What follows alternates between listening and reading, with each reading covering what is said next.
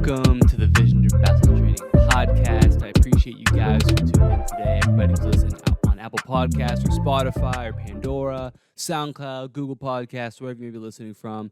I appreciate you guys. And of course, everybody who's on YouTube right now, make sure you drop a like, subscribe if you're new, drop a comment, let me know your thoughts on the episode. If you have any suggestions, any questions for me.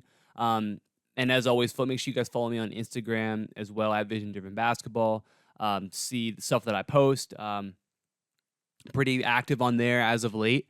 And so I'd like to continue to ramp that up. So that's the best place to kind of see what I'm doing on a day-to-day and hopefully see some content that's going to help you guys, with your day-to-day training and your pursuit of becoming a better player. That's my goal. So make sure you guys give me a follow in there again at Vision Driven Basketball. And if you guys are on Apple Podcasts right now, do me a favor, scroll down, leave a review, let me know what you think of the show.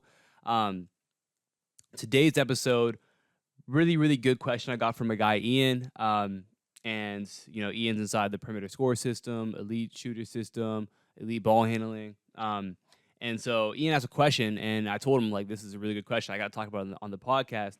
So he DM'd me the other day, and he said, "Yo, Ethan, I got a question. So I know how you always preach quality of reps over quantity of reps, which I agree with. It's better to get 150 really good game speed shots rather than 500 during a 3-hour-long half-speed workout.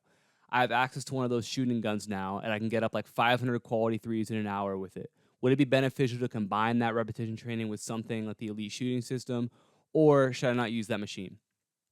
It's a really good question because, kind of my first point I want to make is I think in a sense, I'd say over the past year, maybe 2 years, when it comes to the basketball training industry, it's very much shifted towards this whole idea of random practice, not shooting the same shot twice.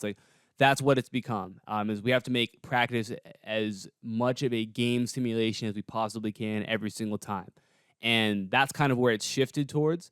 And I think that that's, in a way, a really good thing. But I think there's also I think it needs context. That's with everything. It needs context at times. So this is a great question. It's almost like a pendulum, right? You might have the pendulum that swings too far to the, let's get just, reps, mindless reps, one after the other. And then you can go the other way, which is, let's never do that. And let's only shoot, varied shots, change the shot every single time, never shooting the same shot twice in a row. I think that in general, the pendulum should be, the needle should be somewhere in the middle of that. So that's kind of what I wanted to talk about today. The first thing is just kind of understanding this whole concept, right? If this is something that you're familiar with kind of what Ian's referring to, I talk about it all the time. The most important thing when it comes to your workouts, especially your shooting workouts, is just the quality of it, right? So it's better to, have a 150 shot workout where you're going game speed, every shot's purposeful, and those shots are actually going to be what translates to the games where, you have to be going game speed, obviously, and you have to actually be mindful of what you're doing. And as opposed to a 500 shot workout that, you've got to rebound every shot for yourself and it takes you 3.5, 4 hours to do it. By the time you get to about, an hour and a half in, you're starting to jog, you're going half speed on those shots, you're kind of mindless the whole time. That 500 shot workout to me is almost a waste of time, right? At least a lot of that workout is going to be a waste of time. I would much rather have that 150 shot, super intense game speed workout, purposeful workout. And honestly, one that will probably take you an hour, right? Maybe less than that. So that's really the concept that I'm referring to here. And I made videos talking about how to have quality workouts and kind of delving deep into that. So make sure you check out the rest of my podcast episodes. You'll see plenty of stuff talking about that. So we obviously don't want to have those low quality workouts where we're not going full speed. We're trying to chase a number arbitrarily, even at the expense of the quality of our workout. That's certainly not what we want to do. And I think there's a balance between that, right? So the next part of it goes, kind of the block versus random comparison, right? And block just means repetitive, right? So if I'm gonna do if I'm doing a shooting workout that's mostly block practice, that would be I shoot 100 threes from the corner, then 100 threes in the wing, then 100 threes from the top, then 100 from the other wing, and then 100 from the other corner, right? I'm just repeating the same shot over and over and over again. That would be an example of block practice, okay? And then with random practice, that might be I shoot one shot from the corner, then I shoot a shot from the wing, then I shoot a pull up at the elbow, then I shoot a shot from the other corner, then I shoot a shot fake, one dribble on the wing. Like, that's where I'm changing up the shot every single time, making it more random and more varied. Okay, so just to kind of put those terms out there. And yes, random shooting, random workouts are certainly more game-like, right? More game applicable. You're not really ever going to shoot the exact same shot twice in a row in a game. Now, you might on occasion, but generally you're going to have to shoot a catch and shoot three in the corner, and then your next shot might be a pull-up at the elbow, and then your next shot might be a catch and shoot on the wing. You're probably going to end up shooting, for the most part, a different sort of shot every single time. A ton of studies out there that back the concept of, okay, random practice. Generally, if you practice in a random manner, you're going to miss more shots. If I have a workout where I just shoot, even a drill, right? If I have a drill where I shoot from the top of the key and I shoot 50 shots in a row, I'm probably going to shoot a higher percentage than if I shot 50 shots. The first shot was from the wing. The second shot was in the short corner. The third shot was from the corner. The fourth shot was a pull-up at the wing. Like, if I change my shot every time, I'm probably going to make less than I would if I just stood at the same spot and shot the same shot over and over and over and over again, because your body has to adjust, right? Mentally, you have to adjust every single time. As opposed to the block practice where you don't have to. You can kind of lock in and almost go into autopilot and just kind of rep things over and over and over again, right? But studies show that random form of practice actually translates better to games, right? So if we take two groups of people and I have one group do block practice and then one group do random practice, the block group, right, maybe we just do free throws. The block group is going to shoot way better in practice with the block training. And then the random group is going to shoot worse. But when we put them into an actual game situation or a test situation where it's not going to be blocked, because obviously in the game, it's not blocking it. It's random, right? The game is random. So when we put them into a test, that group that practiced randomly is going to be more prepared and therefore do better than that block group did, okay? That being said, it's not always better to practice in that random form of training. A good example of this is that there was a story about Steve Kerr back when he was playing, and he was struggling to shoot. He was coming off the bench, and one of the things that he was struggling with was like coming off the bench cold and having to hit threes immediately. That was what Steve Kerr was. He was a shooter. So he'd come off the bench and, he was cold, and he had to be able to go in the game and immediately be able to hit shots, right? That's not an easy thing to do. So what he did with the shooting coach is they would shoot a shot, and then immediately after that shot, he would go sit down for 5 minutes. And after 5 minutes, he would get up, sprint back on the court, and then immediately shoot another shot. And they used to do workouts where it would be like a 30-minute workout and he only shoots 6 shots, okay? And that's a fantastic way to go about things if you're Steve Kerr. If you're Steve Kerr, you're already an elite shooter. You're one of the top 0.00001% of, the percentile of shooters in the world, right? That's where, you're getting paid millions of dollars to shoot the basketball. You already can do it at a very high level, okay? So that's where really getting down and randomizing it is very, very beneficial, because that's what he's struggling with, right? Steve Kerr can stand in the corner and he can make, he'll make whatever, 85 out of 100 threes if you just let him stand there, catch and shoot it. But that's obviously not going to translate in his situation quite as well as that other form of training they're doing with those one shot every 5 minutes, okay? Does that mean that, the 13-year-old kid who is just learning how to play basketball should train like that? No, they definitely shouldn't do that, actually. That would be a negative thing, because they'll probably miss all 6 shots, and then they've only shot 6 shots. You know what I mean? So we have to understand that while making something completely random for one player who might be at a certain level is the right way to do things, for another player who maybe isn't at that level, it might be the wrong way to do things, right? If you're not, let's say you're Steph Curry, well, you're never coming out of the game really, so there's no need for you to train the way that Steve Kerr trained there, right? So you have to understand, again, that's why I go back to what I started with. The context of things really, really matters when it comes to what form of practice you should actually be going with. So that's why I say that random training isn't necessarily always better. You can think about it like this. If you're only making 14 out of 100 shots in a blocked setting, like if I tell you, okay, we're going to shoot 100 shots from the wing here, and you only make 14 of them, then me now randomizing things is just going to make that even worse for you. Like, it's not going to help you, because you're already shooting 14% when it's easy, when there's no sort of randomness added to it. So there's no point in making it more random. So that's where we're going to keep on sticking with that block training until you can got to build up your ability. And then, once you get up to being able to make, a good amount. I won't give a certain number, but like a good amount of shots, 50, 60, 70 of those 100 shots, well, then maybe that's where it becomes valuable for us to then transfer that into a more random way of training so that we can kind of get beyond that next part.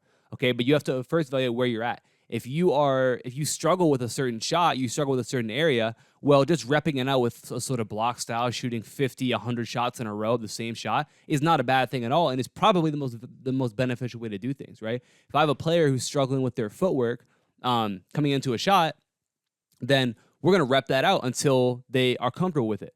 And that might take multiple workouts, right? That might be, okay, so for a whole workout, it's repetitive shots because we're trying to work on, efficient footwork or whatever it may be, right? And that's an important step in development for sure right there. If you're trying to build a new habit, then repping something out in a block sort of manner is also very, very beneficial, right? If I'm trying to work on, finishing with a higher release point, well, just being able to shoot the same shot over and over and over again where I can focus on keeping my release point higher is going to be more beneficial than me trying to throw it into a sort of random style a little bit earlier than that. You know what I mean? So there's a lot that we can look at right there. But ultimately, it just comes down to context, where you're at, what level you're at, what your goal is. And that's going to tell you, okay, should I make this more difficult? Should I change up my shots every time? Or is it okay for me to just get those reps up? If I have a player who's a very, very solid shooter, right, and they have the basics down, and, I can put them in a spot and shoot 100 shots, and they're going to make a lot of them, well, then that's where we might start to change things up and make them more random. For example, I was just working with one of my players the other day, and we were going through a footwork drill, working on different sorts of shooting footwork coming off of a ball screen, okay, into a mid-range pull-up. So the first one that we worked on was just normal, like inside-outside, so like a left-right pull-up. And then the next shot would be we're coming off of that ball screen. This time we're going to step outside foot, inside foot into the pull-up. So now we're stepping right-left into it. And then the third type of shot was just a hop, landing on 2 feet right into a shot. So the first thing that we did was just rep out those shots over and over again. So we worked on the left-right, okay? And then we made a certain amount with that. Then we moved on to the next shot. We made a certain amount, might have been 10, of the right-left, the outside-inside. And then after we made those, we moved on to the hop. And once, we were comfortable with that, that was when we progressed on to making it more random. So next we might go, okay, now we've got to go every single time we're going to go to the next one. So the first one is going to be inside outside, the second shot's going to be outside inside, and the third shot's going to be hop. And we're going to repeat that until you make a certain amount of shots. Okay? They get comfortable doing that. Then the next part of that could be, okay, now you're going to come off of this ball screen, and I'm going to call out what kind of footwork you're going to do. So you might come off, I might say inside, and that means you're going to step inside outside. Or you might come off, I might yell outside, that means you're going to step outside inside. Or maybe I'll yell hop, or maybe whatever. Like there's a ton of things that we can do right there to randomize it. But the most important part is that first we had to actually master or get a solid grasp on the basic footwork, okay? Because if you can't get into the footwork, then making it random, there's no point, right? If you aren't able to consistently get into an outside-inside pull-up, or if you can't ever make that shot, then there's no point of making it random. We would be better off just blocking it and just working it over and over and over again until you have a good grasp on it, right? And then once you do, then we can start to change it up a little bit and make it a little bit more harder, make you have to think about it a little bit more, okay? Make you have to react to something, or whatever the case may be. And that's typically how you want to gauge things, right? If you're struggling with learning something new or building a new habit, block is the way to go. And I think that that's what is super important for players to understand.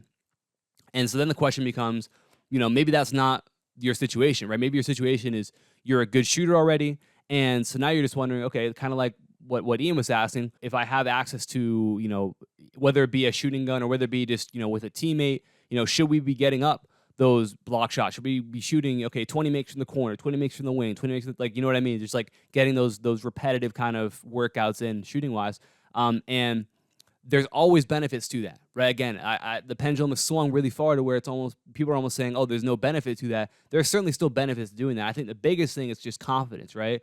When you see the ball go in over and over and over again, it builds your confidence. And confidence is such an important part of being a great shooter. Being great at anything, confidence is so important. So certainly, just from that perspective, I think it's important. One thing that I really, how I approach it is like in the off season, if I'm working with a player who's a really good shooter, we're going to do a lot of stuff that's going to challenge their shooting. And there's going to be some days where they're going to miss a lot of shots and probably not feel very confident in their ability to make shots.